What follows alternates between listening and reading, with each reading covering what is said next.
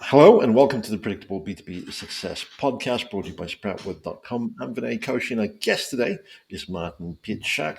Now, what we'll be exploring today is how can narrowing your market focus and adopting a truly customer-centric approach lead to more scalable revenue growth, especially when the prevailing belief in many circles is to cast a wider net.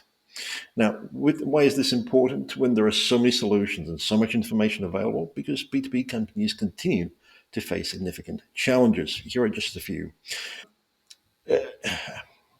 Well, one of the primary obstacles is, of course, that of the complexity of B2B customer journeys.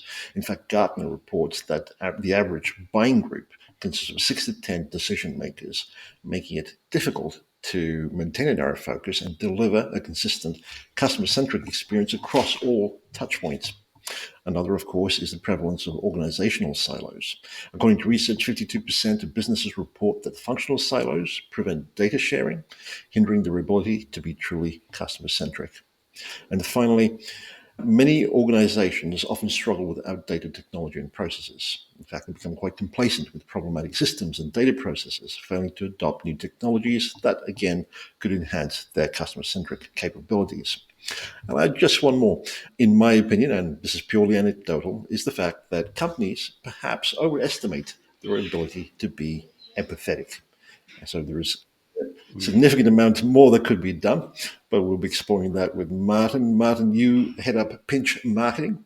You're a seasoned marketer yourself with over 2 decades of experience in the tech, SaaS, and startup growth space, and bring your expertise in AI, CX, and lead generation. I'm curious, Martin, was there a point at which you realized that you are meant to be a marketer? If so, could you tell us about it? Vinay, thank you very much for having me, by the way. I appreciate it. And what inspired me, I think I was back in high school. And believe it or not, I was thinking of becoming an artist. My father was an engineer, computer engineer science, and I took coding in grade 10 or 11. And I hated it with a passion, although I felt inspired by technology in general. So I thought to myself, and then I thought, okay, maybe I'm going to become an artist. And of course, every single teacher of mine was an inspiring artist. And I'm thinking, I'm going to end up as a high school teacher, which I didn't want at the time. Not that I'm trying to take away from the importance of teachers, but it wasn't for me. And I thought, hey, what could be the best of two worlds? Meaning, like, what art and innovation and business and maybe technology all together. And here, marketing became it. So I've been in the B2B space for most of my career. It's over 20 years now. And yeah, for I want to say last 15 years, it's been some kind of technology capacity working with small SaaS organizations trying to really get to market and try, put their best foot forward. Also working with the giants of the Microsofts and alike and AWSs of the world. So I've seen it all. And was there a particular incident that led you to create Pinch Marketing? Good question, Vinny. I feel like you're leading me on here a little bit. I was working at a SaaS organization myself in the VP of marketing capacity, and it was a startup type of environment when obviously it was governed by the board and the investors. And let's just say there was some disagreement between the main investor and the board and the CEO, and which resulted in huge cuts to funding, and as a result of that, huge cuts to the budget. And what goes first, if not marketing? And I made a deal with the CEO at the time. I said, hey, instead of letting go my team, why don't you fire us all, but rehire us as pinch marketing? And the reason pinch, obviously, because we were in a serious pinch ourselves. So it felt fitting at the time, but we hope that the name is going to stick, because not only can we help ourselves, but hopefully we can help others. And would you say that the problems that you were trying to solve for at the time are still relevant today, or have they changed somewhat given the passage of time? Unfortunately, history likes to repeat itself. I think some problems I think are become perhaps greater than others, but we see it the very similar things in the marketplace. And we talked about this idea, this myth that everybody is a customer. So CEOs and the C-suite of small organizations and big alike, they think that perhaps their product or service is designed for everybody, which of course then falls into creates a bit of a messaging gap, because then how can you create really poignant and relevant messaging if everybody is the audience? And then it makes it super difficult for marketers and sales folks to figure out, how do I speak to these audiences that I'm trying to touch on so many different things, so many different value points, and then nothing really truly resonates. And as a result, of course, that's revenue suffers because they can't find traction in the marketplace. So these things tend to be universal, unfortunately. They continue to be happening. I think, and one biggest thing I think in B2B marketing, I know we talked about that a little bit, is this idea that marketing, there's not much patience for marketing. I think, and the truth of the matter is that B2B sales cycles are quite complex, as you've hinted to. Not only is it has multiple stakeholders, but it's also quite lengthy, right? So it could be months before Mhm. somebody decides to make a multi-million-dollar purchase or a multi-$100,000 purchase, or even just a subscription for monthly SaaS type of product. Excuse me. So the problem with that is that if you're trying to do these one shot type of activities, chances are you're not hitting the customer life Mhm. cycle, and that there's a mismatch a lot of times between what you're being told to do in marketing versus how does that really align to the customer's needs and how they like to buy. So those are the kind of things that I've been seeing quite often in the last little while. And then I think you touched on technology. I think technology is driving consumer Mhm. behavior and how it's changing quite rapidly. I think I can just look at my teenage son who's 16, how he's consuming TikTok and while watching, playing PS5 or PS4.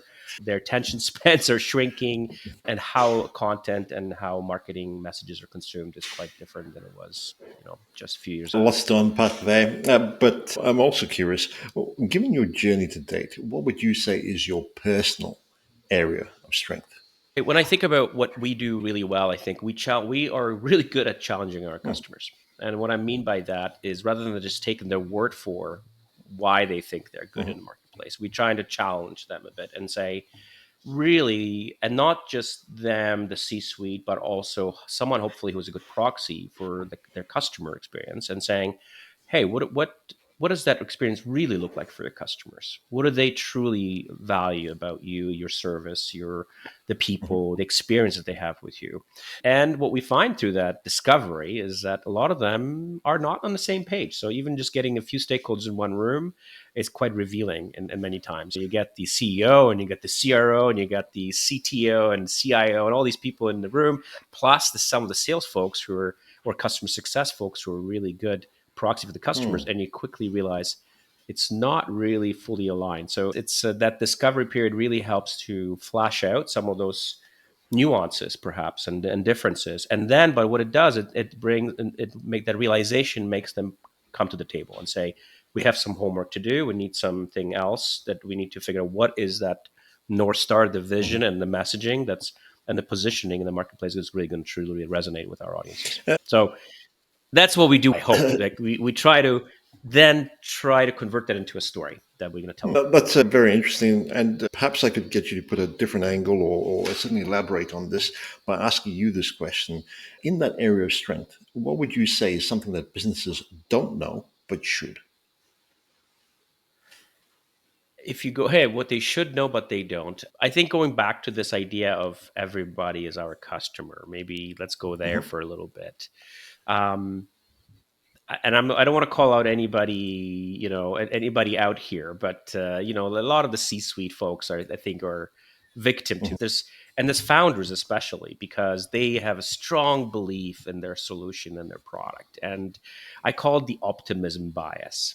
That this idea that, I think they did this psychological test a few years ago when they asked the general population, how great of a driver do you think you are, and then 80% of people raised their hand and said they believe they're above average. So I thought there's clearly a problem with that. If everybody thinks they're above average, what does that leave that normal Mhm. curve with the rest of us, right? I think a lot of C-suite and founders fall into that trap too, that they feel that they're probably better than they actually are at serving a particular need in the marketplace. So that's one problem, this optimism bias. And the other one that goes on top of it, like layer, is this idea of confirmation bias, that we tend to look for confirmation that we are correct, right? So not only, so I call this idea of this echo chamber. I don't know if you heard about Mhm. that concept. This idea that if we are in the room and we ask the question, but everybody in the room is like-minded, maybe they're friendly to us, maybe they're family, and then they will just strengthen that confirmation bias. So we tend to go to the world believing that our product is the best thing there is out there, that there's a huge audience for it. And of course, there is the fallacy right there, is that we go to the world and we find out that after some initial successes that perhaps the market is smaller than we originally thought, right? So we don't truly fully understand the market dynamics, the size of it, the competition, how the technology changes influence it. So I think that's the first thing that people don't try not to, they try to avoid seeing, looking at that. But there's a good reason for that. And I want to defend a lot of founders, including myself when I was a startup CEO, is that if we knew all that ahead of time, we probably wouldn't have started our adventure at all, because we would have thought there's too many obstacles, too many challenges. The audience perhaps is too small. And we probably would have said, forget about it. I'm just going to forget about it. I'm not going to do it. So I think that's one of the major things, but also probably the reason why they're in business at all. Thank you for that. How would you help companies identify their ideal customer and differentiate between a broad target audience and a more focused, high-value segment? Yeah, so as part of that exercise I told you about, this onboarding session, is we ask a very simple question sometimes, which is like, not is who can you sell to, but rather who is your ideal client, right? We talk about ideal client profile or ICP. So really trying to understand like who is the best company. So where have you seen the most success? So just trying to eliminate some of that, the side, the margins, the outliers, and just say, hey, let's talk about where have you seen success? Is it a particular industry? Is it a particular type of client? Is it a particular size? Is it a particular use case or need that you're solving really well that nobody else can solve? And what we find is that we usually can come down to about three audiences that seem to really resonate with the audience, right? Hmm. They can't really nail down one, but three is usually the magic number. And then what we do is that we don't fight them, we don't question them, we just say, hey, let's test it out. And we do a little market validation test. Because clearly one thing that's really missing in this whole equation is like, what do their customers truly think? And are they really that ideal client profile? So what we do, we just put some of the messages in front of them. LinkedIn is a fantastic tool for that. We look at we create these different types of ads with the messaging that was agreed upon to the right audiences. And then we spend a few $1,000s and figure out like what message truly, really resonates. Is it below the benchmarks, the industry standards? Are you seeing the conversions that perhaps on the landing pages are people biting in terms of saying, oh, this really makes a lot of sense to me and I want to participate in that conversation. And that's usually that process probably takes a month or so before we finally land on that one winner that we say, hey, this is probably one that's worth pursuing. And interestingly enough, so far we've done quite a few of these experiments, and I can tell you that usually there's one that is a clear winner. And sometimes it's a surprising winner for the audience, so especially on the founders or the C-suite. As you go through this exercise, are you listening out or looking for indicators of empathy and of a true customer-centric approach? Yeah, absolutely. All the questions that we frame are really trying to put ourselves in the shoe of the customer. And we like to dumb it down a lot of times. We say, hey, apologize. We don't know enough about your business, so please humor us. So I think we're forcing that a little bit on the client, and we're saying, hey, assume I know nothing. I think one of the things that I find is that a lot of customers of mine have something what I call the curse of knowledge. What I mean by that, they are so steeped inside of their own business and their own solutions and their own market that they sometimes forget that people outside of it truly don't understand their solution and the value that it brings to them. So I kind of wanted to take a step back and say, hey, dumb it down a little bit. Trying to really get into my shoes as a customer and saying, how would you explain this to me if I really knew nothing about the solution and nothing of the value? Don't make any assumptions. So I think if we put those boundaries around the conversation, I find that they become much more empathetic to the customer need, and they go, oh, okay. So it's not looking at the customer saying like, why the hell are they buying because the product is so good? They're saying like, hey, how do I reframe my product and the value that it delivers and how it really solves the customer's problem? And that is a bit of an exercise, I find, in experience. I think that's where I start seeing empathy, when they realize that they're probably too product centric, even though they use the right phrases, they use the slogan, so to speak, but they don't really speak the language until they have to step back and put themselves in the shoes of their own customer. Certainly, make a great point there. I'd love to unpack this in some detail, but I'm wondering if you could perhaps share a success story or a case study, if you will, of a client perhaps in a saturated market and how you've helped them differentiate, stand out from when they first came to you to the kinds of results that you've been able to help them achieve. That's good. Now, obviously, there's a few that I'm thinking about. I don't think I can name names, but there's obviously always NDAs. Certainly, Nobody yep. likes to call themselves baby ugly, right? When they talk about needs and challenges. But I think we work in the tech space, and a lot of the technologies we encounter, they're obviously very Mhm, different, but they're solving very similar problems. From a customer perspective, the customer doesn't know the difference. They just see slogans of saying, oh, cybersecurity this, cybersecurity that, or this cloud solution or managed services, the best out there for the reasons. But what we find that a lot of the messaging sounds very similar. And so through that onboarding that I mentioned earlier, one of the clients was a rather large integrator and managed service trying to go to market with their managed services around cl- cloud security. And again, going back to some of those challenges, they thought, hey, we have the best team. People love us. So they were really focused on the internal strengths in terms of what they've heard from the clients after the sale, mhm, right? But they couldn't quite really understand what brought the client to them in the first place. And what they quickly realized, a lot of the sales that we're bringing in, they were brought in basically by relationships that the sales organizations has had with the market. mhm, So after initial successes, they realized that their network was shrinking and they couldn't really rely so heavily on just their reps and the reps connections to talk about, hey, we're friendly, us, you should work with us. Now you had to really put that messaging in front of the world and realize that it's just not, there's no bites. And we went through a similar exercise that mhm, I've mentioned earlier. We went through message testing with them, and quickly we found that healthcare was a strong contender for them in terms of the industry grouping. They, through some of the discovery and the conversations with some of the top AEs and customer success folks, we found, and even just the sales architects, we found that they really truly seem to have figured out that particular audience. They truly understood the stakeholders, they understood the buying cycle, they understood how their technology truly solves those customer problems. And so we doubled down on that. Even though they are a rather large player, they can really truly cater to many different organizations of different sizes. We decided to double down on the healthcare sector. And what was most interesting about this campaign, that they discovered a new thing about one of the stakeholders that they'd not never really considered, which was through that test that I mentioned earlier, they realized that the nursing staff were really quite a huge influencer in the buying cycle, which would have never potentially gone after.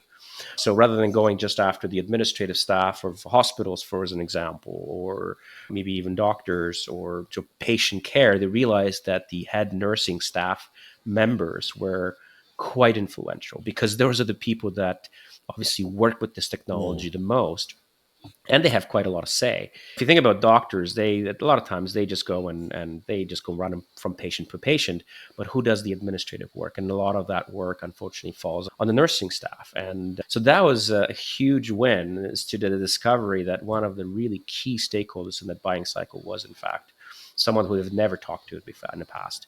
The IT pros are great, but mhm, they're the ones who will be implementing the technology, and maybe they would be the ones who they will do the comparisons of the technologies from a perspective of how does it fit into the infrastructure, and maybe just checking off points on the features and so forth. But the nursing staff wants to understand what does that user experience look like for them and their patients. This was right during COVID, when their patient and nursing relationships just were super strained. mhm, They were overworked, understaffed. So that user experience or patient experience became quite fundamental in the success of the technologies that were being brought in into that environment. So I think that I feel like I'm particularly proud of that particular campaign because of that we were able to find the narrative that really truly spoke to the people who cared the mhm. most.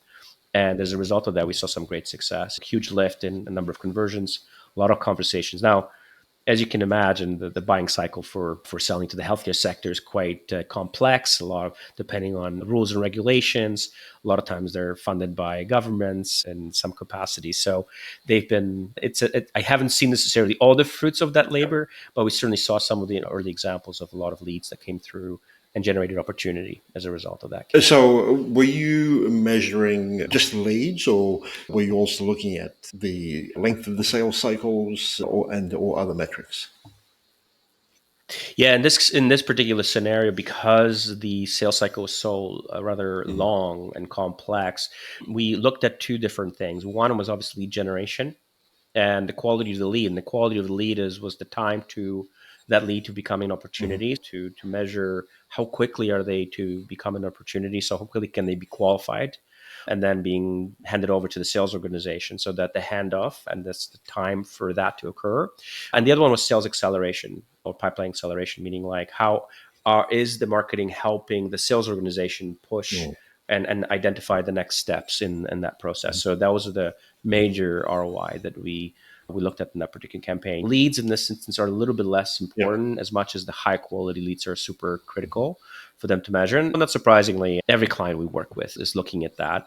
Although I do see that still clients are still using these metrics that I don't think are quite as meaningful as they used to be in the past. Just a MQL Mhm. or a lead is just really not that significant these days. Now, in this particular exercise that you went through, you discovered that there's perhaps a few influential players and decision Mhm. makers in the process.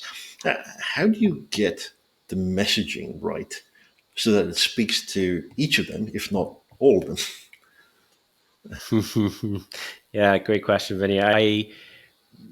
We don't go as far as actually talking to the customer, although we have Mhm, had some conversations. We have some friends in the family who are in the nursing world, and so we picked up the phone and started talking to some of them just to better understand what are the challenges. But ultimately, we always look for some kind of proxy inside of the environment. In this case, we didn't have one because they never spoke mm, to their audience. But we knew that how do they speak to the ITO folks? We knew how do they talk to the CTOs. We knew how they talk to some of those key stakeholders that they normally speak to. So I think they had that down. mhm, But then when we got this new stakeholder into the mix, which is the nursing staff, that's when we had to put our thinking hat on and really just it just required us to not only do a lot of research, just to do some see what we can find on the web. And at the time, we didn't have AI yet, mhm, so we couldn't just throw it into Perplexity or ChatGPT. But it would have been very helpful. But at the time, we did our homework and research, and we actually went through the nursing association here in Canada and the US. We looked at how do they measure success. So we tried to measure their success factors, like patient times. How quickly do they resolve tasks or within that patient care type of environment?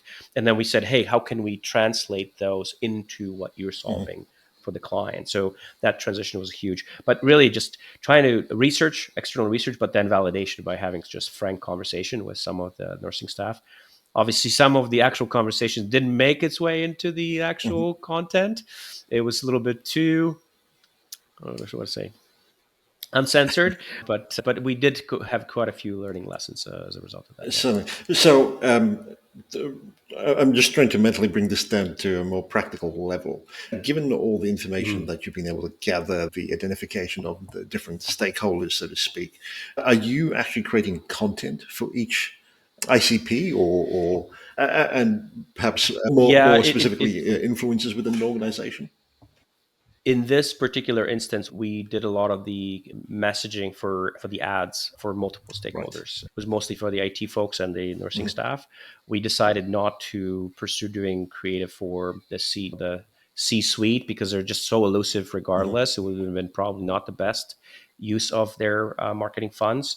However, we did arm the sales organization with some of the messaging that we felt would be very helpful in addressing some of the other stakeholders down the mhm, periphery, so to speak, right? Let's say, what are the things that you need to think about for the CTO or CFO, especially now with cloud adoption? FinOps has become a huge part of conversations. Like, how do you manage the cost of that mhm, infrastructure that's on the cloud? And so, yeah, so some talking points and even draft type of emails we provided to the sales organization. But the major pieces of content that we've created were really designed for the nursing staff as well as the IT pros. mhm. that. So it was like I can't remember exactly all the tactics, but we had like infographics, we had practical ebooks, how to create the best patient care environment and decrease your wait times was an example. Really trying to hit them where it hurts today, and then seeing how the technology can help elevate some of those challenges. So we focus on a couple personas, but we handed over some of those tools over to the sales organization, Brilliant. knowing that they're going to be probably tackling other folks. Brilliant. I'd love to, you mentioned using customer proxies in your discovery sessions.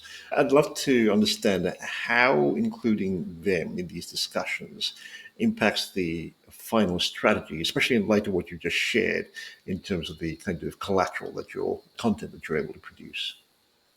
Mm. Yeah, so I'm always insistent to have those proxies. And in my experience, those two types of individuals that are usually very Mhm. knowledgeable about what those conversations with customers look like.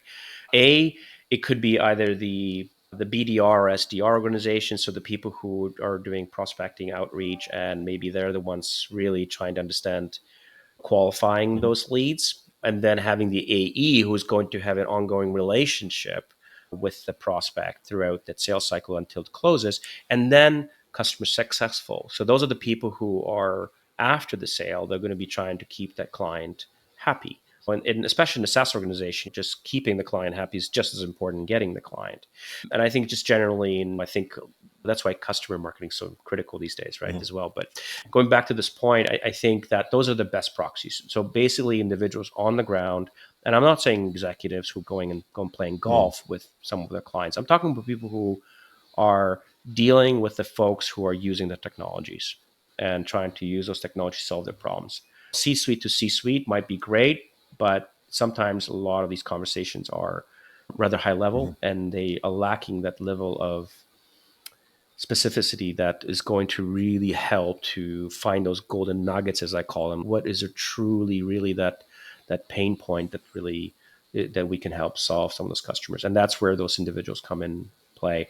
And sometimes there is some pushback on that because they think that the senior people think that they know Mhm. best, but bringing those junior folks into the room and as well the A's is critical in my opinion. I know you're dealing with companies that deal with even greater variety of industries. So I'm curious, how do you Mm. help your team ask the right sorts of questions to uncover different perspectives within an organization? Good question. I guess I'm going to say we're very picky and who the people that Mhm. we bring on board. And what I mean by that is I think we want people who, and this, I guess you could qualify the certain characteristics about Mhm. them. A, curiosity is critical, right? To really listen and be curious about, because a lot of the things that are unsaid are more important than the things that are Mhm. said, right? And for that, I think you have to be obviously a great listener, and but at the same time assertive enough to and senior enough to be able to look at that CEO straight in the eyes and saying, I think you're missing the story Mhm. here. And that takes a bit of guts. So I think that generally speaking, I think the people that we have are people who are had that have been in the trenches long enough to have these conversations, serious conversations that can be quite rather uncomfortable. So, personal grit, ability to empathize with the client, but most importantly with their Mhm. customer, be fantastic listeners, but also not afraid to bring some discomfort into the room, because I think that's what it requires. A lot of people take this stuff very personally because we're talking about their babies, so to Absolutely. speak, Yeah. right? So we got to be very careful not to call the baby ugly and still want them to think that there's value in that conversation, even though Mhm. they perhaps might feel very personally touched by the questions that we're asking. So those are the kinds of people we work with the most, or the people who get in front of the customer. But obviously, the people who execute on this work, we are a very flat, small organization in the sense that we everybody who we work with has a lot of experience in this field, Hmm. and and then I guess just making sure that the expectations that we hear from our customer trickle through down to the organization, that everybody that we work with, so they understand the expectations of that customer and their Mhm. customer. So those are, I'm not sure that's generic enough or specific enough for you, but that's typically what we look for in the people that we work with. So, two key qualities being curiosity and empathy, which probably go hand in many ways. Yeah, and then a little bit of that assertiveness is Certainly. important. You could be a great listener and sit in the room and not speak up. And I think it's important that we have individuals that are able to Mhm. speak up as well. which is really We've talked about messaging, and you mentioned storytelling, and I'd be curious to Mhm. understand how you use that to help companies overcome the challenge of market inertia, where potential customers may not even recognize they need to change. And I don't know if that was the case with the example that you shared, but I would imagine that big companies that have existing systems that make do for the most part, don't necessarily see Mhm. the need to change or improve, at least not in the short term. And Yeah, what's absolutely. I was going to say, You know, what strategies do you bring? Is storytelling part of it? If so, how do you go about it? I'll start a little bit one step Hmm. back. I think going back to how do we? I think educating the people that we work with is quite important as well. This whole going back to the conversation around total addressable market and who could be your customer.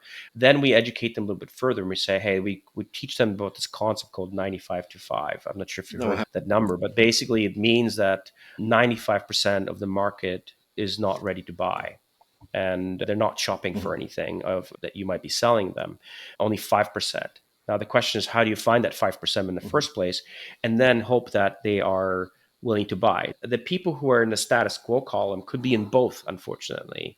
Those are the people that they might be shopping, but they might be shopping for things that we would consider to be archaic and maybe not fitting, and things that maybe they're just like with technology, mhm, especially with on-prem type of environments. People always talk about, oh, it's just buy another server, and we're trying to come into them saying, no, no, that's not the right way to go about mhm, that. The way we do that, I think, is really to paint the picture of how's the world changing. mhm, I think immediately what happens, it opens up the conversation to say, hey, the status quo might not be fitting in this new world, whatever the new world order may be, mhm, right? So as an example that I mentioned about that T infrastructure, the status quo would have potentially worked if nothing changed in the world. But guess what? Something called COVID happened.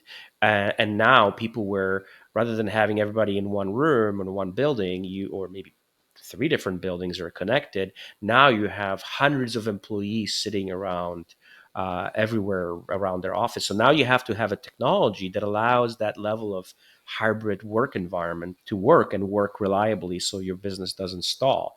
So painting a picture that of the fact how the world is changing. In this case, it's one huge impactful event, but it's just to paint the picture, right? Like that, how is the world changing today that might impact your decision, how you think. But you're right, status quo is the biggest mhm, enemy of buyers, right? They don't think they have a need to change because it's worked. If it's ain't broken, why should I buy something new or different? I don't feel comfortable with change. I don't feel comfortable with new technologies. And the risk is sometimes outweighs the benefit that they might perceive. So that's the first, is painting the picture of how the world's changing. And then as a result of that, like what are the possible challenges that this new world order might bring to you in that environment? Like in that instance of what we described with the COVID scenario, one of the things is you no longer have people in the physical space. So just because you have a server doesn't in your building doesn't not going to help that individual access data from their home 100 miles away. So what do you do differently, right? So, and then you say, okay, if those are the challenges, what are the possible solutions to those challenges? And one of those solutions could be do nothing, right? So what we do then is we say, okay, what's the cost of doing nothing? Okay, it's your choice, right? You don't have to do anything, mhm, right? But here's some potential consequences of that inaction. And that could be that in this particular instance, your on-prem infrastructure does not permit hundreds of users to coexist in the same bandwidth to access all your systems that you require them to have in order to be productive. Are you okay with them to perhaps have intermittent connectivity to your systems? Are you okay with them not being able to address challenges of their customers? Are you able to? Do you have a disaster recovery program if the person who just is administering that IT infrastructure in the ground is sick or has fallen to COVID himself mhm, or herself? So I think the painting of those consequences starts to slowly but surely making them think that perhaps there is another way, mhm, right? And that's when we start introducing not the solution, but rather a way of solving for those mhm, problems. And then The layer down is that's when we introduce the solution that obviously the client has. Say, guess what? So here's a challenge. Here's how the world is changing. Here's the problem that it creates. Here's some ways to solve for that problem. And guess what? Here's a solution that really nicely taps into addressing some of those concerns. And the layer down after that is really we need to create these proof Mhm. points. Okay, why you? Right? Because chances are you have a competitive solution out there. So why is your solution better than the other? And that's where the bragging rights come in. Start talking about, we have hundreds of clients that did the same deployments just over the last 2 months. They're all happy. They're getting 99.9% connectivity, no cyber attacks, no, break-ins or so. I think we have 50, 100 certified technologists that can help to be standing by to solve some of those challenges. So I think that's like the flow. I know I'm probably went a little bit over time here to give you that example, but that's how we go Yeah, about tackling that status quo. brilliant. And it doesn't always work, and but sometimes it that's the method that we found Mhm. works the best that we possibly can right now find. I'm sure that all of what you mentioned is absolutely valid. I'm thinking back to comments that a few people have made who say that oftentimes when potential customers are weighing up solutions, the best story wins. And I wonder if creating a narrative is part of your overall service to help a client to win bids. If so, how do you go from the messaging that you have in order to be consistent with across the customer touch points to creating a narrative that really brings home their key value proposition and differentiation? I think it's just an expansion of what I just Mhm. described, right? If we have a longer engagement with the client, that's not just a campaign, but rather it's like we're on a longer term engagement where we can see every step of that buying Mhm. cycle. We then figure out, okay, how does marketing or content what can we inject into that sales cycle to really help speed up the process or just find the most relevant content and messaging that's going to truly resonate. But I want to call out one thing that it's quite iterative, Mhm. right? What we found 6 months ago might not be relevant today. So we constantly have these check-ins with either, if it's an email, then we are checking in what are the open rates, are they click-through rates, or how people are people reading the Mhm. content, are they dropping, do they find it that resonates with them? And if it doesn't, then we go, okay, this message, there's something wrong with that. Let's go in and tap into that. Same thing with any kind of content. I always find that the best campaign has a multifaceted, multi-layered approach, multi-channel approach, so that we can test not only the messaging but also the medium Mhm. and the channels, right? Every audience consumes content differently, right? If you're going after people in their who are older, they may not be on TikTok, but guess what? If you're selling to Gen Zs, then putting your ads on Facebook is not going to do it for you. So I think there's these lessons to be learned and constant monitoring and constant iterative process that allows you to just come back and start changing the messaging and seeing if this doesn't work, if that works, and then learning from those experiences and bubbling up that content to bigger campaigns, doubling down what works, maybe removing the things that Mhm. don't. And the way we do that sometimes is by we create these waterfall pieces of content. So one premier piece of content, but we break it down into Okay. smaller pieces Yeah. of content. So let's say we have some kind of ebook, white paper, and then we break it down into like ads, articles, like audio ads, podcast, like interview Mhm. webinar content. And then we just figure out which components work really well and resonate with the audience. And then if we find that this thing doesn't quite fit into the narrative, but that's part of that waterfall content, then we say, okay, now we need to change this and then plug it back into the part of that premier piece of content Mhm. that we need to adapt and change. And what we find over time that we can then learn and adapt, and slowly but surely the quality of the content is increasing. Mhm. But it's never it's rare that you you hit it right away with this audience and say, oh, this was Mhm. perfect. No, it's usually there'll be some mistakes being done in the process, and you just hopefully you can learn Mhm. quickly to make those changes. A couple of questions that come to mind based on that. Iteration, balancing iteration and experimentation with the Mm. need for clients to see results quickly and justify their budgets. How does that work? Or how does it best work given your experiences to date? Yeah, you're touching on a very important point. I think I think I've alluded to that in the beginning of the Hmm. conversation. The patience of the CROs and the CEOs and especially the CFOs is quite one of the short, Hmm. right? They want to see that return on that investment rather quickly. So I do always say I always manage expectations and say that the first iteration might not be the best, but that what I try to put into the mix is things that I've learned from historical campaigns. Hopefully, there is some history to be had, and we can learn from. And if there is no history, maybe it's a brand new startup, then we just learn from their peers and maybe see what we perceive to have worked with others. So always have something that I call low hanging fruit that you know is probably going to give you some early Hmm. successes, but at the same time manage expectations that this is an iterative process and you're going to learn as you Right. go. What that means is that don't put all your budget into that one huge Hmm. launch. I think do this also match the budget to that short campaign or experiment, and then do these launches kind of like with I'm thinking development. They have these 2 week stints or yeah sprints, and you say, hey, can we learn those 2 weeks, and then if it works, spend more Hmm. money, put more money towards it, but always trying to put some tactics that have worked for you in the Right. past, and don't spend everything at once, Hmm. and then always leave some room for experimentation, obviously. I don't know how it really it's also about the risk appetite of the organization you're working with is critical Hmm. too, right? With startups that are perhaps very aggressive, they want to displace very established players. They don't mind throwing, doing more experimentation in terms of risky types of investments. Bigger players tend to be a little bit more risk Hmm. averse. So they want to say, no, let's put 70% into the safe bets and only 30% into the experiment. So it really depends on the client we're working with. Brilliant.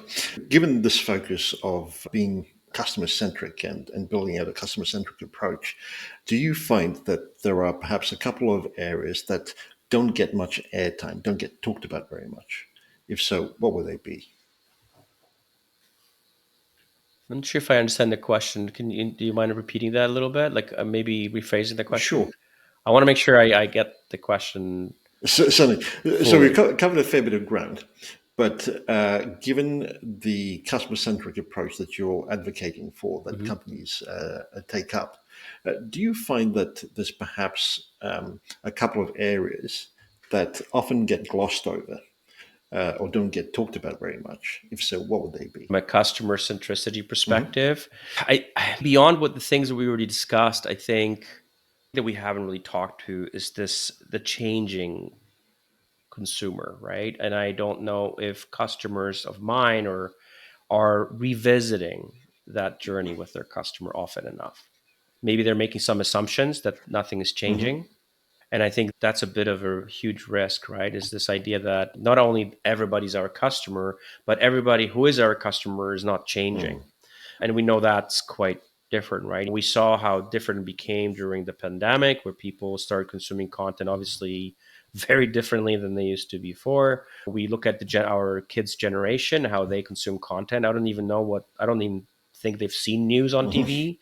Just so how, and generational changes too, right? I think I look at the statistics, and the millennials are now, I think, majority of the stakeholders in decision maker seats are now millennials, and again, they consume content and differently, and they purchase things differently, right? They're much more educated. They love to do their own research. They like to. So I think if you stay stagnant in that assumption that your customer is still the same person that it was 5 years ago, that's a huge error that you're making, and maybe glossing over that.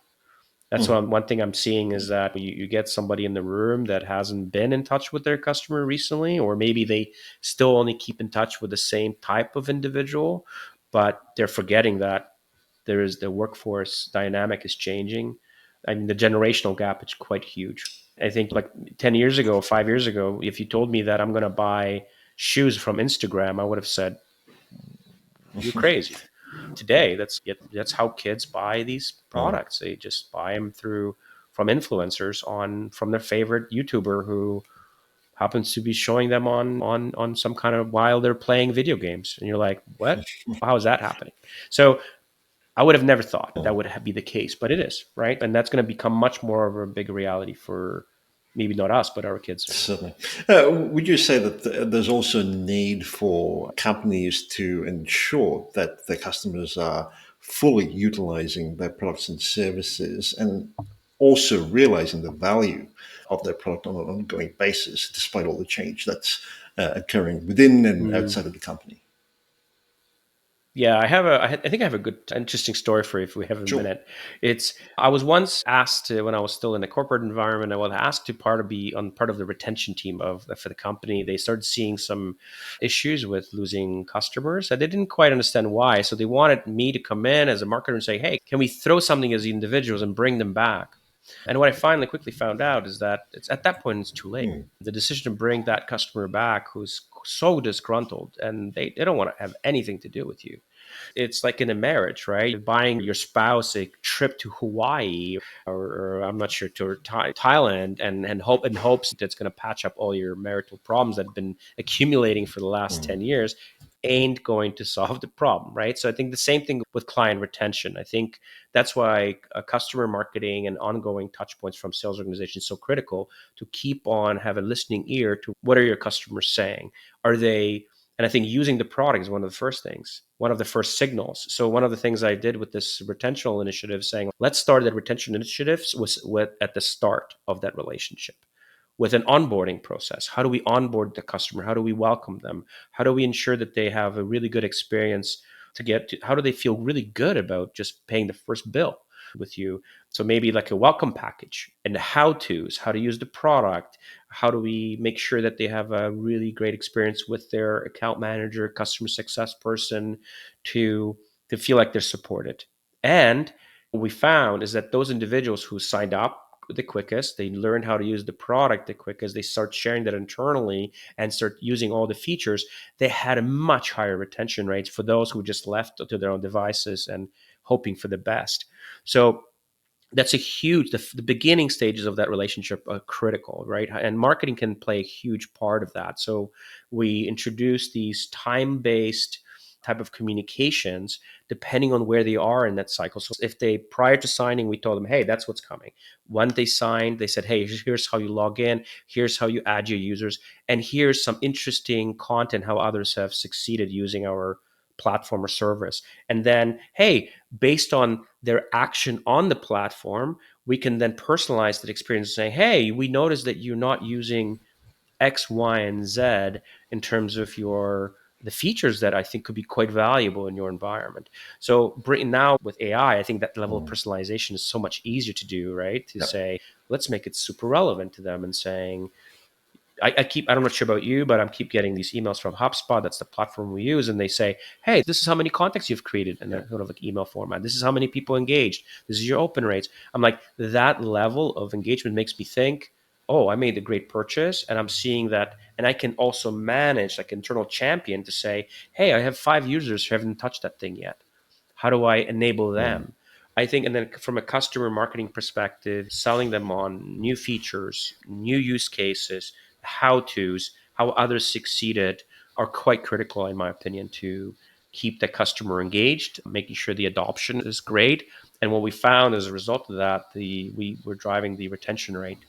But we drove the retention rate by four percentage oh, points, wow. which was at the time was like worth Yep. millions. So I think that the retention at the end of it is Mm. meaningless.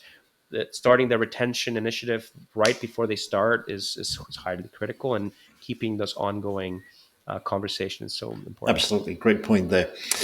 If you were listening to this episode, what would you say would be your top takeaway? I'm so biased, Vinny. I don't know. I feel like what it's like. What do you say? What do you think? Part of me feels like I'm a bit of a fraud. I keep saying the same things over and over again, trying to find new ears for what Mhm, I'm expressing to folks.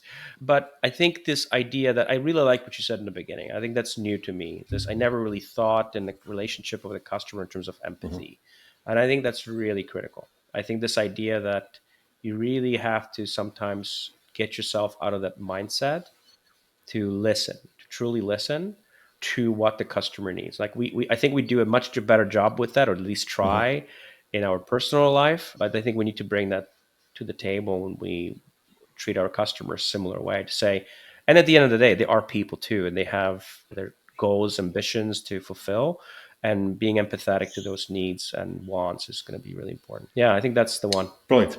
I'll borrow from you. There you go. No, I was thinking it's the same point that I would have made as well. That hopefully this episode has inspires people to think about their levels of empathy within their organization and hopefully contributes to their ongoing learning in that space.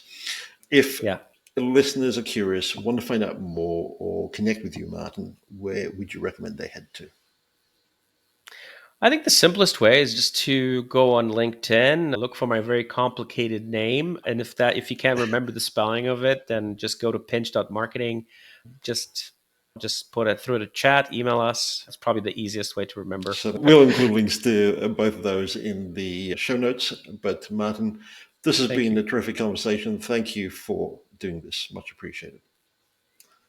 No, thank you so much. And thank you for educating me on some new things. I really appreciate No, that. no worries at all. I'm going to steal that from you. Cheers.